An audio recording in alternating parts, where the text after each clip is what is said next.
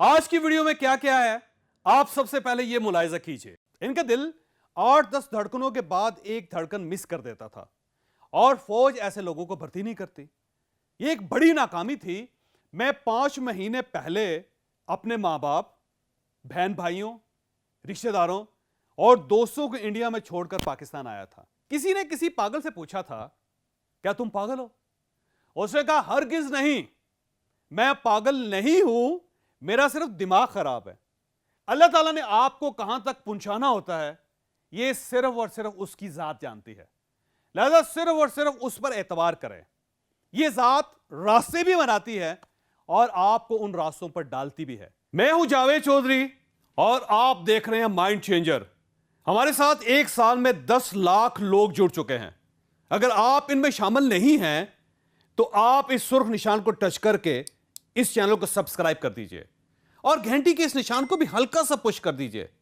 मुझे यकीन है आपका यह फैसला आपका मुकद्दर बदल देगा। मैंने पिछले दिनों जनरल असलम बेग की बायोग्राफी में एक इंतहाई दिलचस्प वाकया पढ़ा।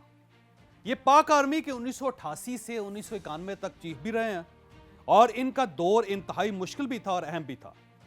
असलम बेग का ताल्लुक इंडिया के शहर आजमगढ़ के साथ था। यह आज़ादी के 2 साल बाद 1949 में पाकिस्तान आए। कराची में इनके 2 बड़े भाई रहते थे। ये इनके पास रहे और आर्मी में अप्लाई कर दिया। ये तहरीरी टेस्ट में कामयाब हो गए और ISSB भी क्लियर कर लिया। लेकिन ये जब मेडिकल टेस्ट के लिए गए तो ये उसमें फेल हो गए।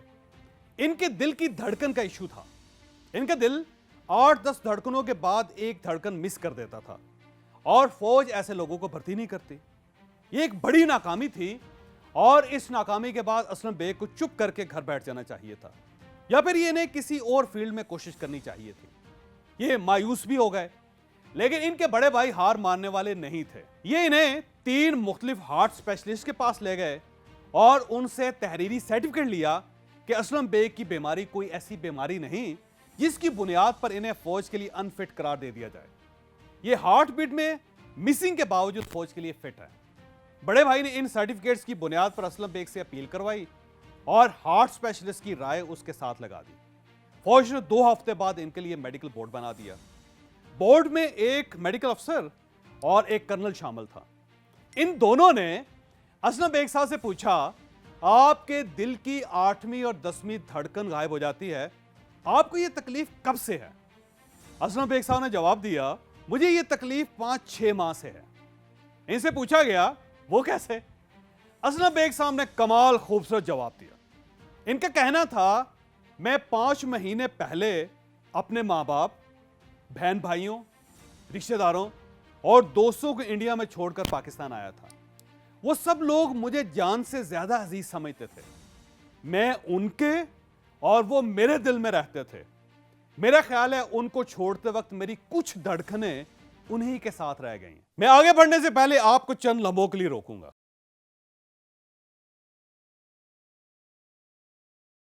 फैसलाबाद के लोगों, आप कैसे हैं? ठीक हैं? एंजॉय कर रहे हैं? फैसलाबाद की बिजनेस कम्युनिटी के लिए कारोबारी गुर सीखने का मैं आपको एक और शानदार मौका दे रहा हूं।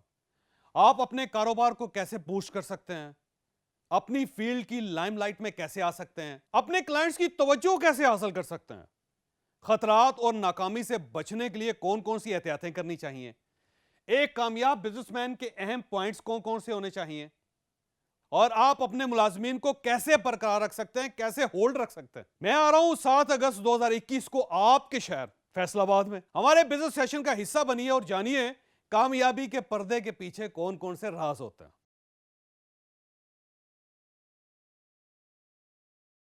हम अपनी स्टोरी की तरफ वापस आते हैं। यह कमाल फिक्रा था। बोर्ड में मौजूद कर्नल साहब उठे, असलम बेग को गले लगाया और मेडिकली क्लियर कर दिया। और वो असलम बेग जिसे 1949 में फौज के लिए अनफिट करार दे दिया गया था, वो 1988 में पाकिस्तान आर्मी के चीफ बन गए। इस वाकये में सीखने वाली 3 बातें। पहली बात, अल्लाह ताला ने आपको कहां तक पहुंचाना होता है, यह सिर्फ और सिर्फ उसकी जात जानती है। लिहाजा सिर्फ और सिर्फ उस पर एतबार करें। यह जात रास्ते भी बनाती है और आपको उन रास्तों पर डालती भी है। लिहाजा जिंदगी में कभी खुद को किसी दूसरे के लिखे हुए या बोले हुए अल्फाज पर रिजेक्टेड ना समझें।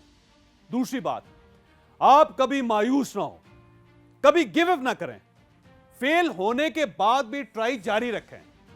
जनरल असलम बेग के भाई भी अगर इनकी नाकामी के बाद हाथ पर हाथ रखकर बैठ जाते तो असलम बेग एक गुमनाम असलम बेग बनकर बेशनाख्त रह जाते। ये कभी जनरल असलम बेग ना बन सकते।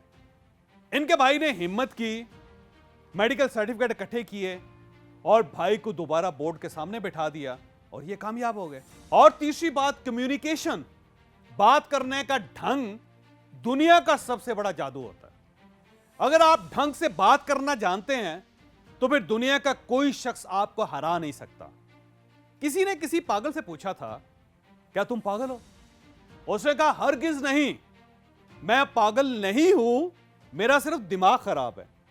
आप बात का ढंग देखिए, पागल ने भी बात के जरिए खुद को अक्लमंद साबित कर दिया। मैं वापस जनरल असलम बेग साहब की स्टोरी की तरफ आता हूं। जनरल असलम बेग ने भी अपनी धड़कनों की मिसिंग को क्या खूबसूरत अफसाना बना दिया और उस जवाब के जादू ने मेडिकली अनफिट होने के बावजूद इनके लिए फौज का दरवाजा खोल दिया और फिर ये उस आर्मी के चीफ बने जिसने इन्हें अनफिट फॉर आर्मी डिक्लेयर कर दिया था। आप भी बस 3 आदतें अपना लें, आप भी बात का ढंग सीख लें, गिव अप ना किया करें और अल्लाह पर भरोसा रखें। आपको भी दुनिया का कोई शख्स रोक नहीं सकेगा। अगर आपको ये वीडियो पसंद आई तो आप इसे किसी न किसी के साथ जरूर शेयर कीजिएगा। ये इंशाल्लाह किसी न किसी का माइंड और फिर मुकद्दर जरूर चेंज करेगी।